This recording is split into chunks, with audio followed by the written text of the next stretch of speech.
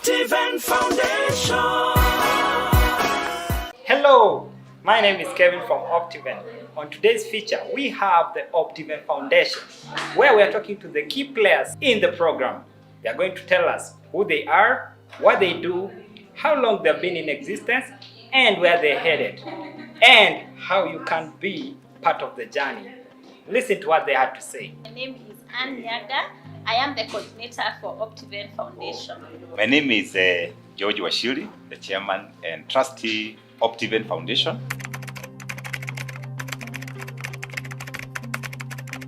Started back in the year 2014.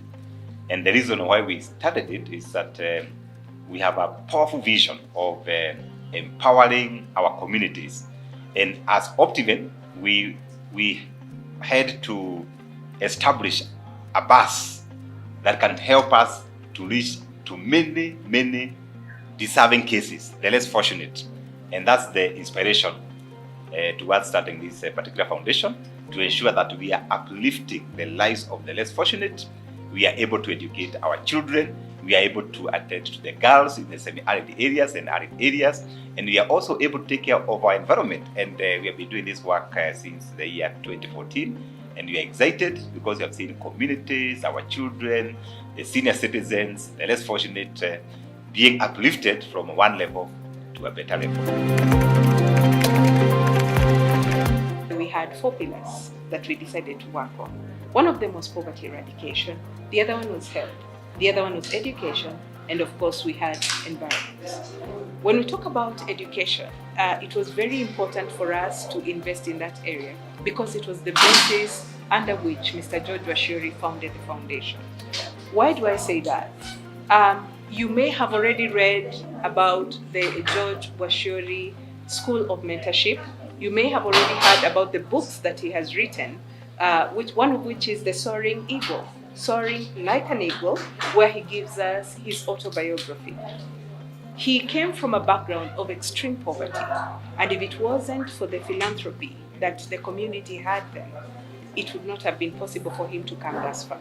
So he decided that when he ever makes it in life, he's going to provide opportunities for others, and that's why we have the education pillar. One of the things, perhaps just to cap that, is our very successful Soaring Eagle Scholarship Program that supports children across all the counties in terms of scholarships for education, upkeep, transport, and mentorship.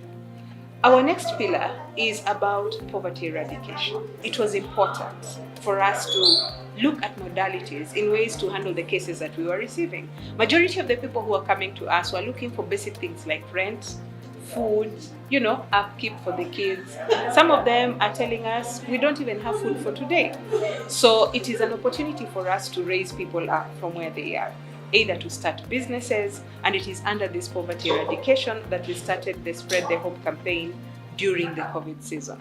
What did the campaign do? It provided especially needy families in the slum areas with an opportunity to either do business or get an opportunity to have food and their basic needs met. So we are grateful to the stakeholders who joined hands with us to ensure that that happened.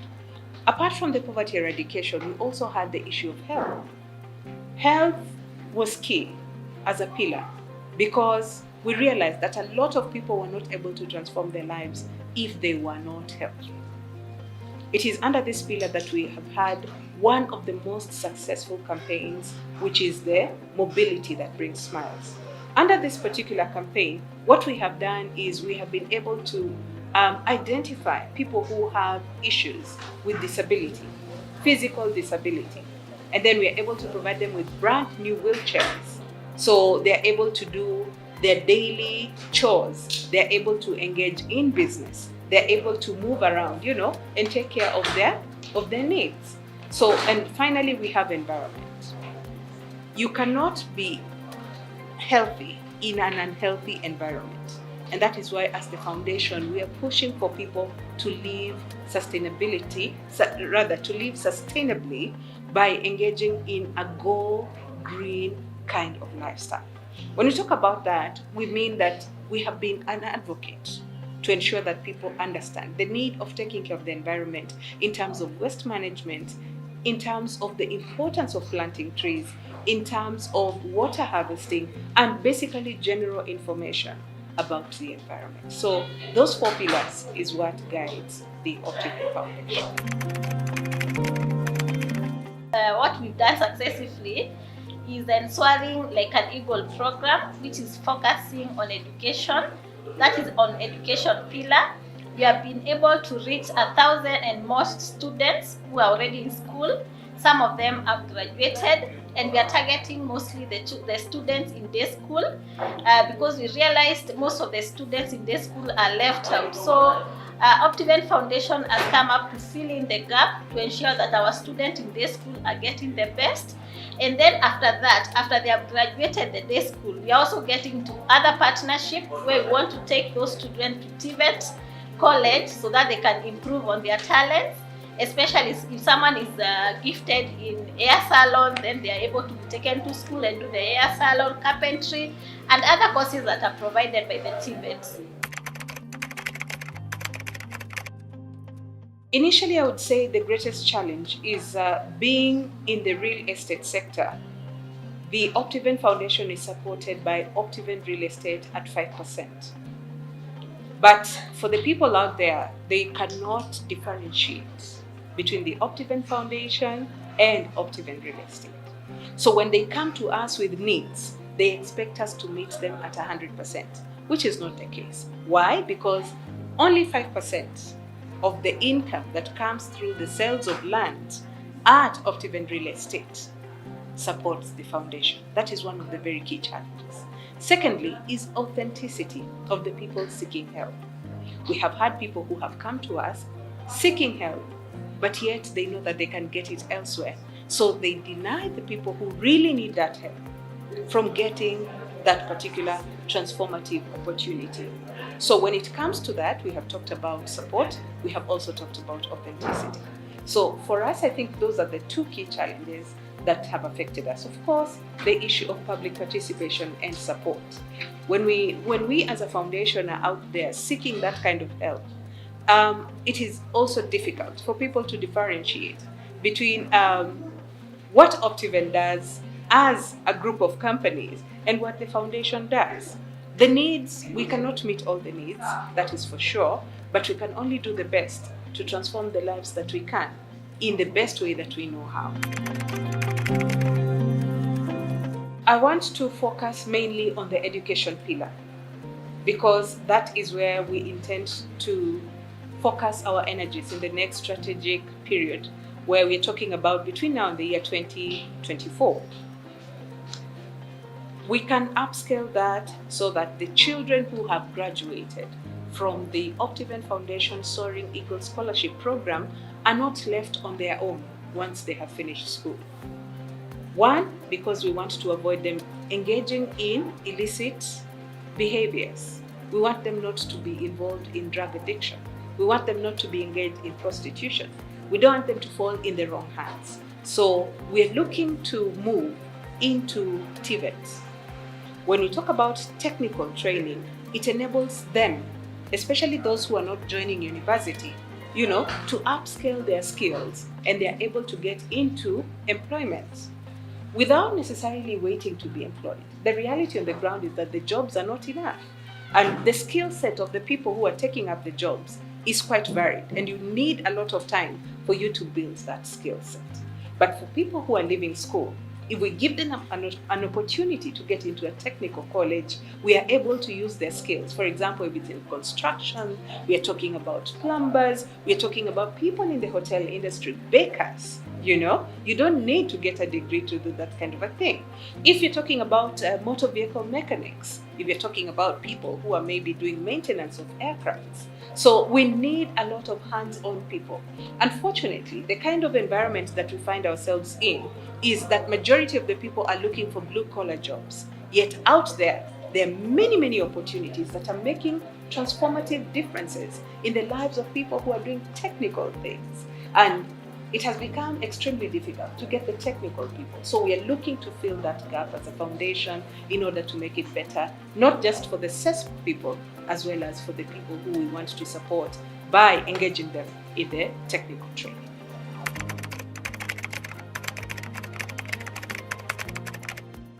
getting better to what it does is a lot of partnership. We are calling on people to come and partner with Optiven Foundation, because when you partner with us, it doesn't mean that you are only giving the money. We are different ways of partnership. You can give your energy, especially to the children's homes that we serve. You can give mentorship to the children in school. And like what is happening in our country now, so many people are having mental issues. You can come and partner with us if you are a counselor and give the mentorship and counseling skills to the large population of the community that needs that service. So there are different ways of engagement in our Optiven Foundation that can really transform the society.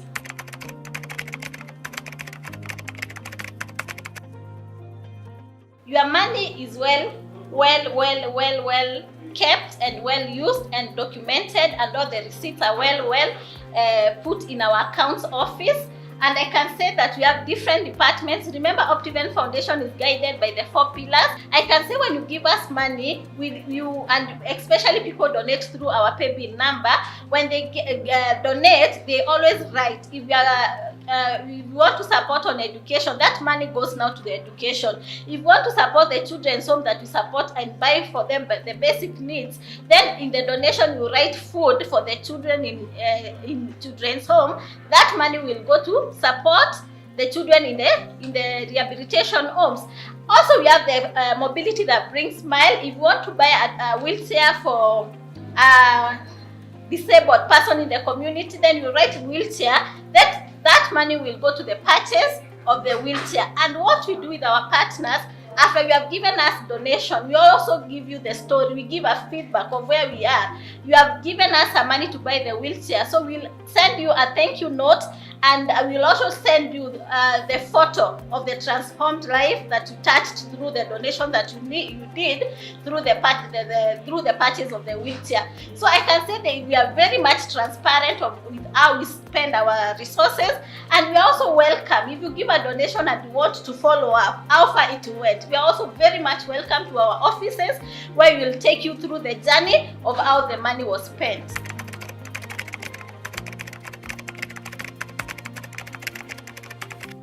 George Washuri is an author, and I decided to write my story. You know, I am one of those people who are less fortunate in the villages, and I decided to tell people out there that today you might be down there in the valley, tomorrow you'll be in another level.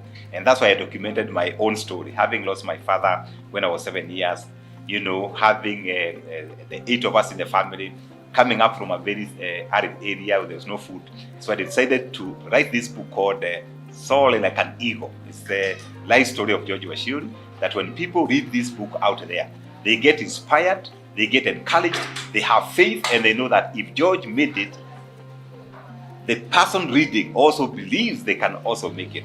And all the money from this particular book, the entire money goes to support the Optiven Foundation. I've also authored another book called How to Start Small and Build an Empire. In this particular book, we target the entrepreneurs, the business people who are willing to develop their careers. And this particular book is also a very popular book. It's called Unleash Your Full Potential.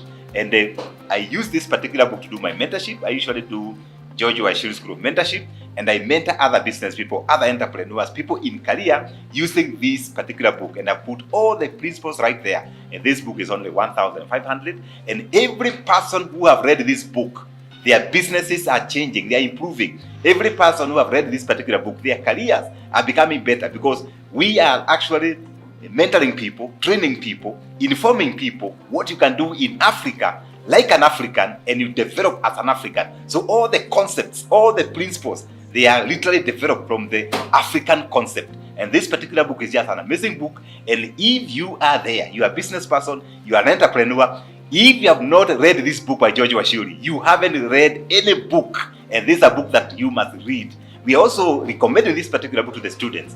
There are many students who are doing commercial courses. There are many students in the universities, and we are telling these students, you can be able to read this particular book, How to Start Small and Build an Empire. Why? We want to encourage our people how to start small and keep developing, because one author said, you know, wealth without morality or wealth without work is dangerous. We want our people to create wealth, but they must also work. This particular book now teaches them on how to work.